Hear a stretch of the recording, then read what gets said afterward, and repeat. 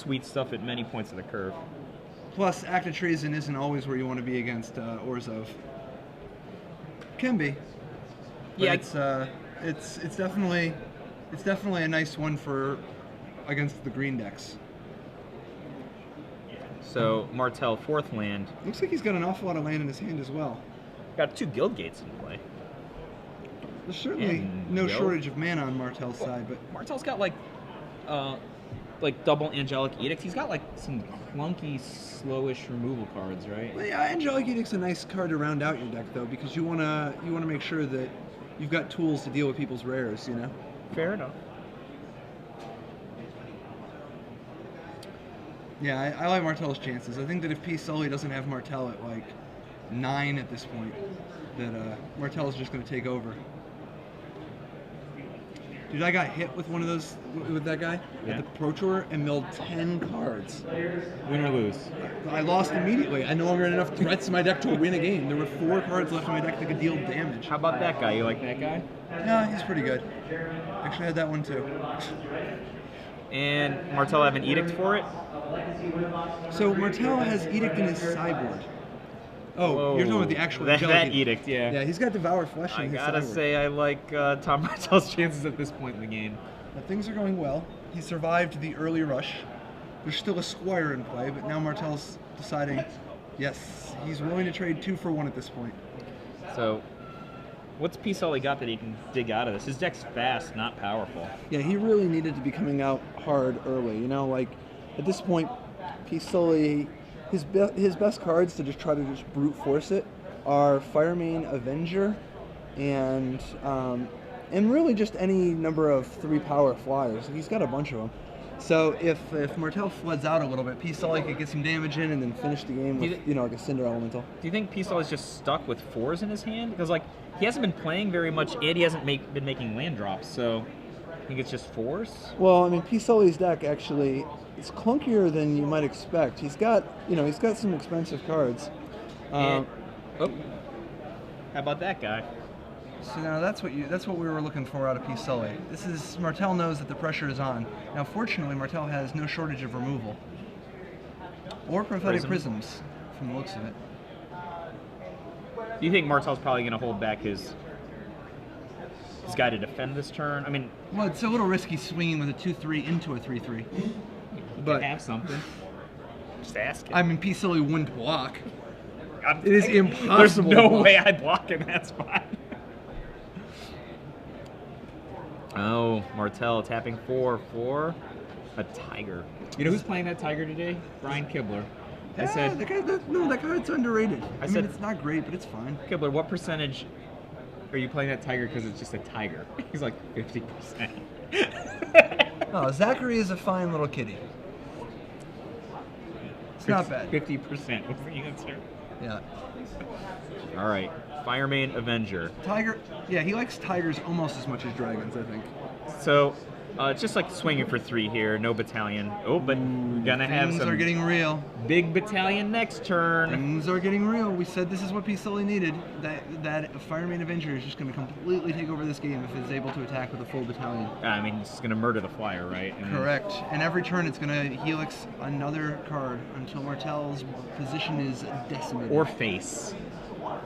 And a Kingpin's Pet. So at this point, Martell knows he's losing one of his guys. His hope is that he can eat both of Sullivan's other, non-Firemane creatures. Keep and him at off least the battalion, yeah. Exactly. So P. Sully going into the tank for a second. He just has like a removal spell for the Kingpin's Pet. Like he's gonna swing with impunity here, though. He's got like a mugging or something. Well, there's still the Zachary Tiger. Whatever. Well, that'll eat the Bomber Core. He's probably got another man. What do we got in grip? Looks like he's got a mugging, a combat trick, and is it Cinder Elemental? I don't know. All I know is that things are looking real good in P. Sully Town. So if he gets him low enough, though, the Cinder Elemental can just finish off the game, right? Correct. Although that might not be a Cinder Elemental. It's tough to tell from the angle here. Martell bins the Kingpin. And is +2/+2. It is It's gonna be a bloodbath. It is. Yep. Take out your flyer. Ting you. Wow. So that Now he 4, loses nothing. Actually, like- Martell's just dead if he doesn't have anything, right? Oh, you can use the tiger. No, 1, 2, 3, yeah, 4, because he 5, can block and 6, use the 7, tiger. 8, 9, 10, 11, 12, 13. And It's now like 14 damage, right? Well, He blocks there off. Okay, sure. yeah. So he blocks and uses the tiger and ends up at what, 1 or 2? Counting the Avenger. Counting the Bomber Corps. Yeah, he ends up at 1. Then Martell has to play it out. He knows he has no outs, but he has to play it out to make sure that Sullivan doesn't know he doesn't have Merciless Eviction. so that was a pretty wild game, right? Martell was flooded to death the entire game. But you were still calling him for a consistent stretch there. Oh, things were looking real good for him when P. Sully stumbled, but we said the one big card that could really just take over the game for P. Sully is Fireman Avenger, and it did not disappoint. Dude, is the fix in? Paul Rietzel just shows up and magically gets the perfect Boros stack. Patrick Sullivan shows up, gets the perfect Boros stack. Look at the shirt he was wearing. Yeah. He changed. Yeah. Don't ruin the story, Yeah. Joseph. We just got a ruling. It turns out P. Sully keeps a wardrobe with 4 shirts Yeah. just in case he has to play. Boros, Gruul, Orzhov, Simic, whichever he needs to play, he just has the shirt ready. So, Pro Tour Charleston, not Grand Prix Charlotte. Pro Tour Charleston. P. Sully is playing a Ravnica block Team Pro Tour, and his teammates are solid players, decorated Magic the Gathering champions in their own rights, but also chuckleheads. So P. Sully has to. Who get, are they though? I'm pretty sure it was Adam Horvath and Eugenius. Sure. Right? So like P. Sully's in charge of getting everything together for their whole team, right? So end of the weekend, he's got a stack of Ravnica block dual lands he wants to sell back to the dealers, right? Sure. So he takes a stack of a bazillion dual lands that his team is done using. I'm like, P. Sully, what are you doing? Like, just get me those dual lands are going to be useful. And he looks over to me and he just whips out his hand. He's got 5 cards in his hand. It's 4 Sacred Foundries and 1 Stomping Ground. And he's like, I'm not an idiot. I'm keeping the ones that I need. 4 Sacred Foundries and 1 Stomping Ground. Yeah. What do you think about the 1 Stomping Ground? No, did you see if he was selling Stomping Grounds back to the dealers? Maybe it was just some sick variants and they just didn't give him any Stomping Grounds. I don't know. P. Sully would totally play 4 Stomping Grounds if he had to, though. I gotta think that Patrick Sullivan is gonna enjoy Gore Clan rampaging some people. Yeah? Dude, Gore Clan rampaging is that seems like he plays Flame Rift. Flame Rift. Gore Clan Rampager is a Flame Rift that doesn't damage you. Yeah, but it's also got a lot of other abilities. Like just being a 4/4. Saving your creature, being a 4/4 trampler, doing 1,000,000 damage by giving something trample. If there's ever combining with double strike. If there's any man that I've ever met in Magic the Gathering who does not care if his creature dies, it's Patrick Sullivan. When he first made his first Grand Prix top 8, attacking into a future Hall of Famer from Wharf, draw the shock to kill his creature that was going to kill his opponent. P. Sully's life total was 2. T or F? T or F? What is T it? or F? Oh, true or false? True or false? Dude, I have no idea. It's a true story. Okay, sure. Yes, we would have been killed with the shock. Would have said the shock killed his random 2/2. Ever since then, he's never cared if a man died in his service. Alright, that's fair enough. All I know is he likes to deal damage next turn as well as this turn. Yeah. But Boros Charm, that's like a perfect card for him, right? Like you said, he plays Flame Sort Rift. of. It's like a worse Flame Rift. Just nug you for 4. Yeah, harder on the mana. Nug both of us for 4 at sorcery speed. Maybe you can use some of that 4 life the 4 damage you're not taking. Put some Sacred Foundries in your deck. Sacred Foundry? How about a Plateau? What format are we talking about? Flame Rift? Dude, I don't know. Probably Q. Now, is there any worse card than Flame Rift for EDH? That sounds so it's bad. like the beginning of your sentence. Can Is we there get any a worse ruling? card than Flame Rift? No, for EDH or for Commander. Can we get a ruling on are there any worse cards? All right, match. Tom Martell, Swamp, Patrick Sullivan, Mountain. Martell looks a bit flooded again, and as usual, Drawing an X3. I mean, he is playing Lingering Souls colors. Like, yeah? that's true. That is true. I knew it. Oh no, P. Sully is playing 17 lands. Alright. Man, I was hoping he played 16. But I guess he's got enough of the expensive cards. He's got to keep it Got a lot honest. of fours. Yeah, he does. Is he gonna have like an explosive turn? He plays a bunch of stuff. Tom Martell presents the crypt. What is that guy? The frozen shade of sorts. He's like the gate guy. Yeah, and Patrick Sullivan mugs that dude. Gateway Shade, is that the man you're There are talking very about? few people as appropriate to cast a mugging as Patrick Patrick Sullivan. Sullivan. He's been casting mugging since long before the card was printed. Ooh. How do you feel about that card? Seems pretty good. Like the extort element, it's hard to really take advantage of the mana flare ability now that his shade is dead. But what's the high end of Tom's deck? What kind of expensive cards does he have? Or is it mostly just for triggering all the extort? Yeah, the extort. He's got a Symbol of the Legion at 5, which is an extremely powerful card. Cast those Angelic Edicts. Yeah, Tom's actually not the best setup for P. Sully's swarm of small creatures. Tom's got some powerful cards, but he doesn't have a ton of great blockers. What do you think about Armored Transport? I think he's like kind of underrated. The guy just attacks, you know? It's pretty good in Boros. Yeah, he sets up Battalion. He has very low risk on his attacks. Yeah. I think most people play most of their armored transports in their Boros decks, or at least they should. All right, so Martell looks like he's starting to get some activity here. He's gonna have a lot of extort ready.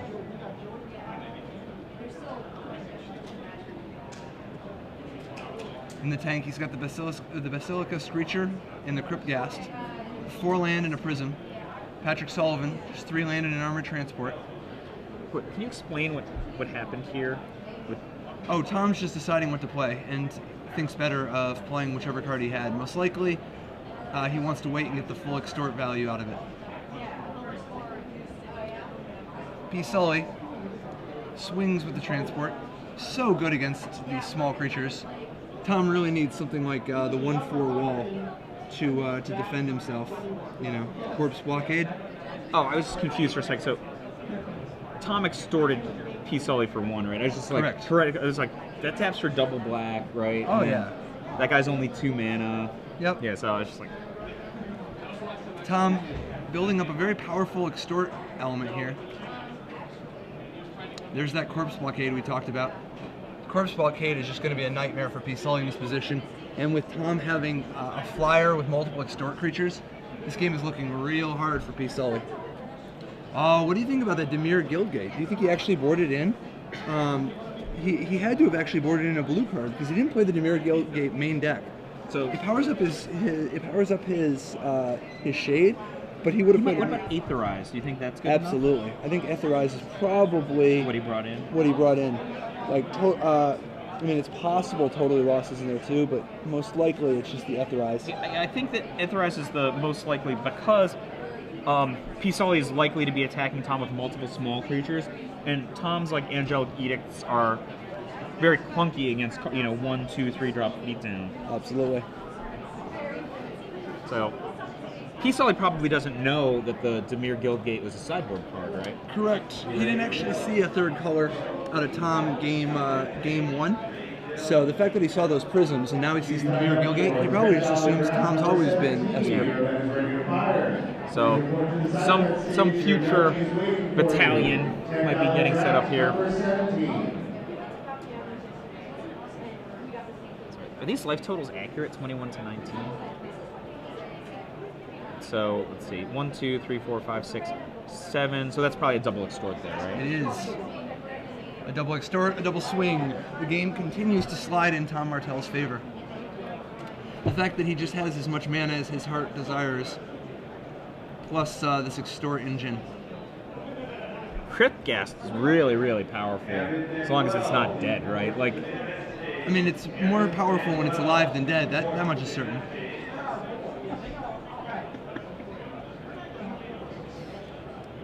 Is that Syndic of Tides? It is. He's got 5/1 vanilla. He's got grizzly bears. He's got a variety of mediocre beats. Cards he wishes he drew in a different order. Yeah. And he gets in there again. How do you like that tap? I kind of want the double reds up.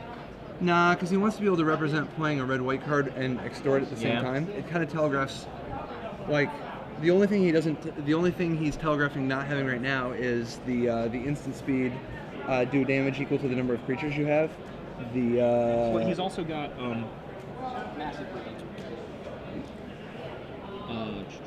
Scorchwalker? Yeah. Yeah, but he actually has Scorchwalker. So he's trying to represent not having it. Oh, and look what he's played. Yeah, he is extorting there.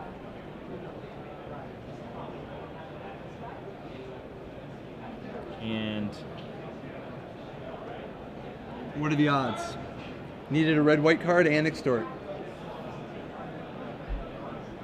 You have correctly evaluated the play. This is a pretty good spot for P. Sully for trying to make a move, but he's still so far behind. This is not going to be enough unless he picks it up. Like and this is a good start, but he's going to need a follow-up. So, Martial Glory gets an extort out of it. And kills the Corpse Blockade. But I think, like you said, he's up against double extort on Tom's side, and Tom has just like limitless mana, given the actual cards that he needs. Tom isn't thinking about sacking, is he? Oh, no. Wait, did he not have... oh, okay, yes. Yep. So, trades the bat to kill the Halberdier. Do you like P. Sully's position much more now? I mean, it depends really on how many spells Martell has. If he floods out again, P. Sully is going to be in a good spot, but Martell still has the advantage on power, you know?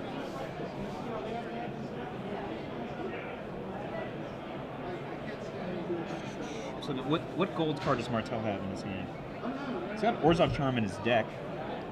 Could be Kingpin's Pet, Death Cult Rogue, Fortress Cyclops, Assemble the Legion. Chris Williams, if you are in the venue, your $10 draft is waiting for you. Chris Williams, please report to the side of the stage. For a second, I thought it was Merciless Eviction. So no, but it's not in his deck. So Tom Martell, plenty of mana, a Crypt Gasp, all his colors. Patrick Sullivan, Syndic of Tides, and Armor Transport, which is deceptively difficult for Tom to deal with. Now this Dutiful Thrall is going to be able to brick wall the Armor Transport. It's just the most annoying card, right? Like Dutiful Thrall is very good. Patrick Sullivan's Syndic of Tides is going to be able to keep up with the Crypt Ghast.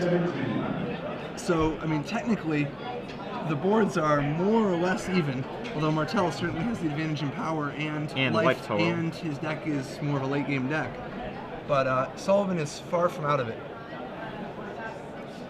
And it's removal spell coming. Oh, this is important. Being able to stop that source of damage for P. Sully, plus it forces through some more damage from Martell. He wants to put Sullivan on as short a clock as possible. Oh yeah, he doesn't want Fireman Adventure to reappear and take the game back over. So now Death's Approach doesn't actually kill the Syndic of Tides yet, but it did allow the Crypt Ghast to get in there. And it effectively stops it because the Dutiful Thrall could block at any point. Sure. It just doesn't deal with the extort element of it. Patrick Sullivan, keeping Tom honest. Hey, doesn't that Dutiful Thrall have to tap? Yeah. That should be tapped. And that's the massive raid that we were talking about earlier. Massive raid taking out the Crypt Gasp.